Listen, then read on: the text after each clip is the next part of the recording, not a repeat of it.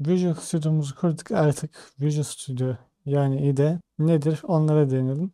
IDE yazılım geliştiricilerin program yazarken kullandığı araçları bir arada sunan bir yazılım uygulamasıdır. Bu araçlar arasında kod editörü, derleyici, hata ekleyici ve sürüm kontrol sistemleri bulunur. IDE'nin avantajları: kodu yazmayı hızlandırır ve kolaylaştırır. Hataları erken tespit etmeye yardımcı olur. Otomatik tamamlama ve kod önerileri sunar. Derleme ve çalıştırma işlemlerini entegre bir şekilde yapar. Tabii ki de tüm IDE'ler aynı şekilde buradaki saydığım avantajları hepsi aynı oranda yapamıyor. Hepsini aynı oranda yapamıyor. Bazıları hata eklemesi ön planda olabiliyor. IDE'den IDE'ye değişik gösterebiliyor. Bizim kullanacağımız da yani Visual Studio bunların hepsini kapsadığı için bizim kafamız rahat. Hepsini iyi bir şekilde yapabiliyor. Popüler IDE'lerden birkaç tanesini yazdım buraya. Visual Studio, Microsoft, .NET tabanlı projeler, C Sharp, C++ ve Python gibi dilleri için güçlü bir IDE'dir. Geniş eklenti desteği vardır. Ben genel olarak .NET tabanlı C Sharp projeler geliştirmek için kullanıyorum. C++ ve Python gibi dillerde Visual Studio Code daha iyi gibi geliyor bana. Genel olarak farklı dillerde Visual Studio Code'u kullanıyorum.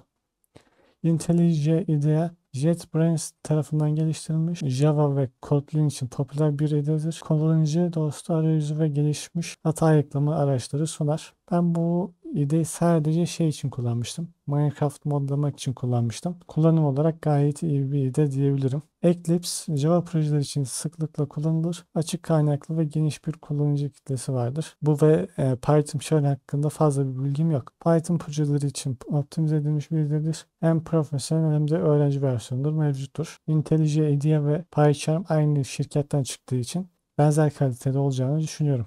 IDE'nin bileşenleri: kod editörü, kod yazarken söz dizimi, renklendirme, otomatik tamamlama ve hata tespiti yapan bir metin editörüdür. Derleyici ve yorumlayıcı, yazdığınız kodları makine diline çeviren programlardır. Çalıştırılabilir dosyalar üretir. Hata ekleyici, debugger, programın çalışma sırasında hatalarını tespit etmenize ve hata kodlarını düzeltmenize yardımcı olan araçtır. Entegrasyon araçları, sürüm kontrol sistemleri, test araçları ve çeşitli eklentiler IDE'ye entegre edilebilir. IDE'lerin genel amacı kod yazarken size farklı avantajlar sağlaması. İsterseniz kodunuzu not defterinden de yazabilirsiniz ama sadece makine diline çevrilmesi için derleyici ve yorumlayıcı ihtiyacınız olacaktır. Artık Visual Studio'muzu kullanmaya başlayabiliriz. Bundan sonrasında Visual Studio'nun kullanımı ile ilgili bilgiler var. Visual Studio kurulumu tamamlanmıştır şimdi. Eğer masaüstü simgeniz varsa ben bunu böyle kenara alayım. Buradan başlatabilirsiniz ya da şimdilik buradan başlatıp sonradan masaüstü simgesi oluşturabilirsiniz. Bunu kapatıyorum ve Visual Studio'muzu açıyorum. Şimdi burada bir ekran bizi karşılıyor. Sol tarafta ise şimdiye kadar açmış olduğumuz tüm projelerin listesi var. Buradan tıklayarak da projelerimizi açabiliyoruz. Burada isterseniz buradaki listeden silebilirsiniz ama bu projeyi komple silmek anlamına gelmiyor. Sağ tarafta Create a New Project var. Eğer sizde Türkçe ise yeni bir proje oluştur seçeneği olacaktır. Önce projemizi oluşturalım, sonra da dilimizi İngilizceye çevirelim. Ondan sonra da neden İngilizce yaptığımızı açıklayalım. Yeni bir proje oluştura basıyorum.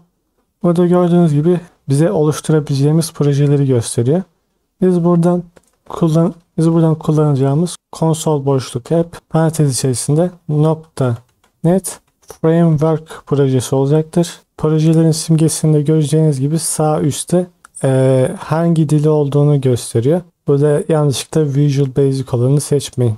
Konsol app parantez içerisinde .NET Framework olanı seçiyoruz. Ek olarak sol tarafta da daha önceden hangi tür projeler açmış olduğunuzu gösteren bir kısım var. Next'e basarak ne tür proje oluşturacağımı seçiyorum. Burada karşımıza projenin değiştirebileceğimiz birkaç özelliği var. Şimdi bunlar nelerdir? Onlara bakalım. İlk başta proje ismi. Biz bir proje şablonu seçtik ya. O projeye vereceğin isim olarak söyleyebiliriz. Biz bu projenin ismine IDE'yi tanıyalım şeklinde bir isim verelim. Hemen onun altındaki kutucuğumuzda location'lar var. İstersek buradaki 3 noktaya basarak dosya konumundan bir seçim yapabiliriz. Ya da buradaki combo box'tan var olan uzantılardan birisi seçebiliriz. Ben şimdilik bunu seçeceğim. Sonrasında location'ın bir altında solution name var. Burada fark etmişsinizdir ki biz buradan herhangi bir değişik yaptığımızda aynı şekilde solution name de değişiyor. Bu solution name bizim projelerin bulunduğu kısım. Biz istersek bir solution name'e birden fazla proje oluşturabiliyoruz. Yani kısacası solution name bizim projelerin bulunduğu kısım. Eğer sadece bir proje oluşturacaksanız veya hiç uğraşmak istemiyorsanız sadece ideyi olduğu gibi bırakıp projeyi oluşturabilirsiniz. Ama birden fazla proje oluşturup ve bu projelerin ortak bir ismi olmasını istiyorsanız buraya farklı bir isim girebilirsiniz. Biz de buraya kurs içerik diyelim. Solution name'imizin altında bir tane tikini aktifleştirebileceğimiz bir kutucuk var. Bunun Türkçe karşılığı solution ve proje aynı alanda bulunsun şeklinde yazıyor. Buna bastığımızda proje ve solution aynı dosya olarak algılayacak. Buna herhangi bir şekilde basmanıza gerek yok. Projemizin ayarlarını değiştirebileceğimiz son ayarda, son özellikte framework ayarı. Buradan projemizin istediğimiz bir framework'ü seçebiliriz. Biz buradan en son framework seçiyoruz. Yani .NET Framework 4.8. Artık projemizi oluşturabiliriz. Create butonuna basıyorum ve projemizi oluşturuyorum. Şimdi burada bir sürü pencere ortaya çıktı. Ama ondan önce eğer dilimiz İngilizce değilse İngilizce yapalım. Sonrasında bu pencereler nelerdir? Onlara değinelim. Debug neydi? Ayıklayıcı ya da ayıklayıcıydı galiba Türkçesi. Debug, test ya da tools menüsünden ayarlar veya seçenekler yazan, zaten sol tarafında da difli simgesini göreceksiniz. Buna basarak ayarlar penceremizi açıyoruz. Şimdi direkt bizim karşımıza burada General var. Burada General ayarlarından isterseniz temanızı değiştirebilirsiniz. Buradan bendeki Dark, isterseniz bunu değiştirip OK'ye bastığınızda farklı bir temada Visual Studio'nuzu açacaktır. Ama ben şimdilik Dark bırakıyorum. Siz isterseniz değiştirebilirsiniz. Biz buradan dil ayarını değiştirmek için 1, 2, 3, 4, 5, 6, 7, 8, 9 seçenek. International Settings bende böyle yazıyor. Uluslararası ayar falan olabilir Türkçesi. Eğer International Settings'in karşılığı uluslararası ayar falan değilse burada keyboard var, yani Türkçesi klavye. Bunun bir üstündeki ayara geliyoruz ve buradan dilimizi İngilizce olarak seçiyoruz. OK'ye bastığımızda da değişiklikler uygulanacaktır. Ama Visual Studio'nuzu bir kez açıp kapatmanız gerekiyor diye hatırlıyorum. Dilimizin neden İngilizce yaptığımıza ilk nedeni ise ben de İngilizce kullandığım için ben buradan herhangi bir özelliği kullanmak için sizin ekstra bir uğraşa girmeniz gerekecek. Ya Türkçeden İngilizce çevirmeniz gerekecek ya da buradan kutucukları saymanız gerekecek. Bununla hiç uğraşmaya gerek yok. Direkt ben buradan söyleyeyim, siz de direkt uygulayın. Zaten Türkçesini de eğer biliyorsam söylerim. İkinci neden ise C# dili İngilizce terimleri kullanarak yazdığımız bir programlama dili. Burada da göreceğiniz gibi system.collections.generic şeklinde buradaki tüm kelimeler İngilizce. İngilizce olabildiğince alışmamız gerekiyor. Bunun dışında İngilizce kullanmamızın birkaç daha nedeni var. Ama bunu da sonraki konumuz, yani değişkenlerde açıklamam daha iyi olacaktır. Şimdilik sadece bu iki nedenle yetinelim. Şimdi burada bir sürü penceremiz var. Bu pencerelerde nelerdir? Kısacası hepsine değinelim. Program.js'i şimdilik kapatacağım. Ondan önce önemli pencerelerden birisi olan Solution Explorer deneyeceğim. Ondan sonra da ana pencerelerimize geçiş yaparız. Burada gördüğünüz gibi bu Solution Explorer zaten de proje oluştururken isim vermiştik. Solution Explorer projelerimizin bulunduğu bir kısım. Yani biz buraya Solution tırnak içerisinde kurs içerik sağ tıkladığımızda add yeni bir proje diyebiliyoruz. Farklı projelere ekleyebiliyoruz. Burada ideyi tanıyalım şeklinde bir projemiz var. Oluşturmuştuk zaten. Böyle sol tarafında C# yazanlar o dile ait projeler diyebiliriz. Biz burada ideyi tanıyalım projesini açtığımız zaman bunun içerisinde Properties, References, App Config ve Program.js var.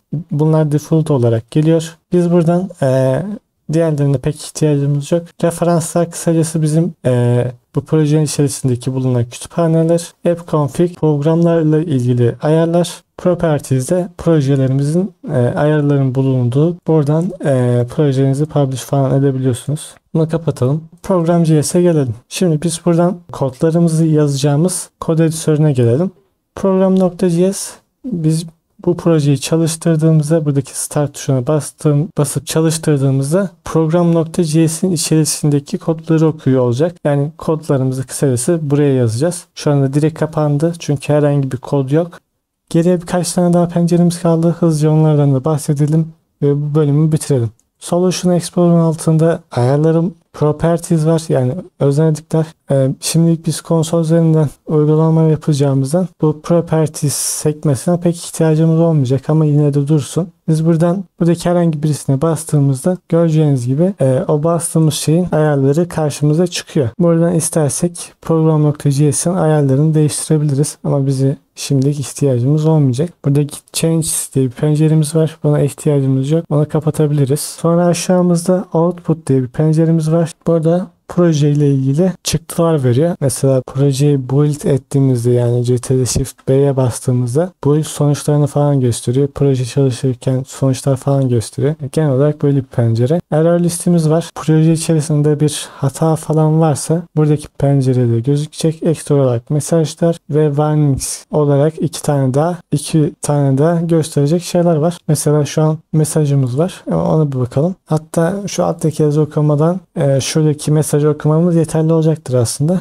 Remove unset parameter tırnak içerisinde args var. Eğer bu parametreyi kullanmayacaksın, yani bu değişkeni kullanmayacaksan istersen silebilirsin diye bir mesaj gösteriyor. Yani error liste bu şekilde. Hatta bir hata yapalım. Olması gereken süslü parantezimizi silelim. Gördüğünüz gibi burada süslü parantez eksik şeklinde hatamızı verdi. Biz buraya parantezimizi koyduğumuz zaman hatamız gidiyor. Error liste bu şekilde. Sol tarafımızda Toolbox var. Daha çok Windows Form projelerinizde kullanacağınız bir pencere olacak. Buradan kesinlikle işimize yaramayacak. O yüzden isterseniz kapatabilirsiniz ama zaten yer kaplamadığı için kapatmanıza gerek yoktur. Şimdilik öyle dursun. Start'a bastığımızda birkaç tane daha pencere çıkıyor ama herhangi bir kodumuz olmadığı için ufak bir kod örneği yazalım. Console.writeLine onun içerisine merhaba dünya şeklinde yazıyorum. Bu komut konsol uygulamamıza herhangi bir şey yazdırmak istediğimizde kullanacağımız bir komut. Bunu çokça kez kullanacağız. Ek olarak console.readkey komutunu yazıyorum. Kullanıcıya herhangi bir tuşa bastıktan sonra koda devam edebileceğini söylüyoruz. Start tuşuna basalım. Gördüğünüz gibi merhaba dünya şeklinde konsolumuza yazdırdı ama bizim asıl istediğimiz burada Diagnostics Tools diye bir penceremiz var. Projemizin performansını, RAM'de ne kadar bilgi tuttuğunu, CPU'yu ne kadar harcadığını, burada eventler ve süre aralığı gibi bilgileri grafikleyen bir penceremiz var. Bu şekilde en son olarak herhangi bir tuşa basarak da programımızı kapatalım. Yani Visual Studio IDE'miz genel olarak bu şekilde. Atlamadığım herhangi bir şey yok diye düşünüyorum. Eğer varsa da sonraki bölümlerde anlatacağımdan emin olabilirsiniz. Öyleyse artık biraz da kodlama öğrenelim. Öyleyse sonraki konumuza geçiş yapalım.